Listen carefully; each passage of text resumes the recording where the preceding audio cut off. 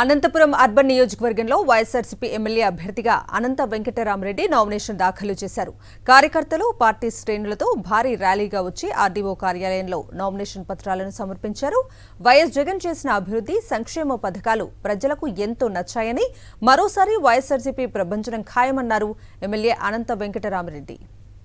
ఈ రోజు జగన్మోహన్ రెడ్డి గారు సంక్షేమ ఫలాలు ముఖ్యంగా పేదవానికి, మధ్యతరగతి వారికి కూడా అందిస్తే ఆ రోజు ఎంతో కూడా సుదీర్ఘకాలం ముఖ్యమంత్రిగా చేస్తున్న చంద్రబాబు నాయుడు గారికి కానీ, ఈరోజు కూటమిగా ఏర్పడిన Telugu Desam party, Bharatiya Janata party, Janasena party కేవలం పెత్తందారులకు ఒత్తాసు మాత్రమే పలుకుతోంది.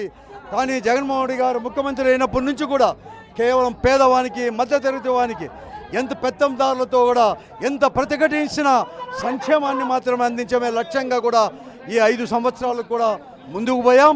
ఈరోజు ప్రజల యొక్క ఆశీర్వాదాలు జగన్మోహన్ రెడ్డి గారికి మెండుగా ఉన్నాయి.